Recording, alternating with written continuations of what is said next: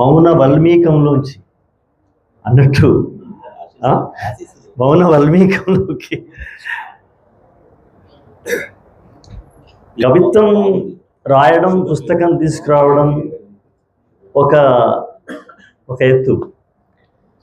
కానీ జనులా పుత్రుని పొగడగా అన్నట్టుగా పెద్దలా పుత్రుని పొగడగా అంటే ఆ కవిత్వాన్ని పొగడం వల్ల ఆ కన్న తండ్రికి ఎంత గర్వంగా ఉంటుందో ఇవాళ మన మౌనశ్రీ కళ్ళల్లో చూస్తున్నాము. గోపి గారు మాట్లాడుతూ ఉంటే చాలా ఆనందంగా, ముఖంలో చిరునవ్వు ఉంటుంది కానీ హృదయంలో ఆనందం కళ్ళల్లోంచి కనిపిస్తుంది. అది ఇప్పుడు మనం ఆయన చూస్తూ ఉన్నాం. గోపి గారి గురించి నేను ఎప్పుడు ఒక కవిత నేను ఎప్పుడు మనసులో పెట్టుకుంటాను. ఎందుకంటే మామూలుగా అంటుంటారు కదా ప్రాతస్మరణీయుడు అని. అన్న మీ గురించి నేను ప్రాతస్మరణీయుని ఎందుకంటే రోజు పేపర్ వస్తుంది, పేపర్ రాగానే పేపర్ చూడడానికి పేపర్ చేతిలో తీసుకురాగానే ఆ ముఖ చిత్రం ఏదున్నా, పతాక శీర్షిక ఏదున్నా గోపి గారి యొక్క ముఖ చిత్రం నాకు కనపడుతుంది. ఎందుకు కనపడుతుంది అంటే మీకు చెప్దామని, చేతిలో వాలిన వార్తాపత్రిక దేశం మీద కప్పిన కఫన్లా ఉంటుంది. నేను అన్నది కరెక్టే కదా, ప్రాతస్మరణీయుడు అని అంటే కరెక్టే కదా.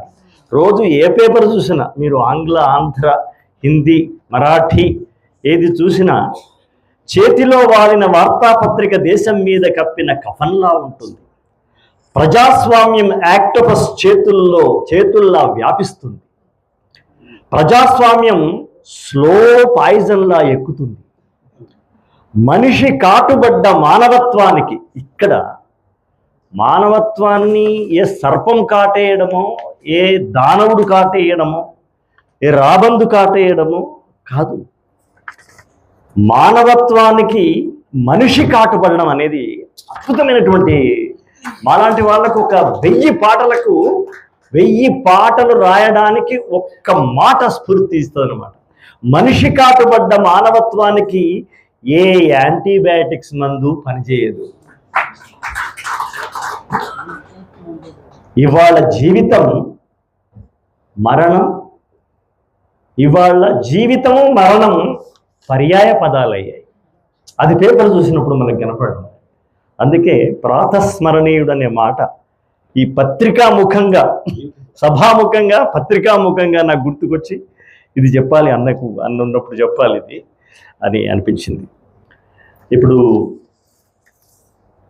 మంటల స్నానం గురించి కానీ, మౌనశ్రీ గురించి కానీ, ముఖ్యంగా నాకు ఇవాళ కనువిందుగా కనిపిస్తున్నటువంటి మిమ్మల్ని చూస్తుంటే మౌనశ్రీకి ఉన్నటువంటి ఆ అభిమానము, ప్రేమను, లేదా మౌనశ్రీ కవిత్వం మీద ఉన్న ప్రేమను, ఇవన్నీ నాకు ఆ ప్రేమలన్నీ కలిసి మానవ రూపంలో కనిపిస్తున్నట్టుగా ఉంది. అభిమానవ రూపంలో రాష్ట్రగీతం రాసిన అందశ్రీ కూడా, తమ్ముడు అందశ్రీ కూడా వచ్చి ప్రేక్షకుడుగా ఉన్నాడు. అది అలాగే అనేక మంది, ఒక సంగీత దర్శకుడు, ఒక ప్రసిద్ధ గాయకుడు, ఈ సభకి ప్రసిద్ధ గాయకుడు వచ్చి ప్రార్థనా గీతంలాగా పాడడం అనేది, ఇవన్నీ మౌనశ్రీ యొక్క ఆయన అభిమానం కావచ్చు, ఆయన స్నేహం కావచ్చు, ఇవన్నీ తమ్ముడి యొక్క వెలుగు దివ్వెలుగా మీరు ఇక్కడ ఉన్నారు. చాలా సంతోషంగా ఉంది. ఇప్పుడు బైస దేవదాస్ గారు పుస్తకం ఓకే. ఇప్పుడు అవును, ఆనవాయితీ సంప్రదాయం ప్రకారం ముఖ్య అతిథి సందేశం తర్వాత గ్రంథ పరిచయమే. శ్రీమతి నెల్లుట రమాదేవి గారు గ్రంథ పరిచయం చేస్తారు. ఇక్కడి నుంచి వచ్చింది ఆమె.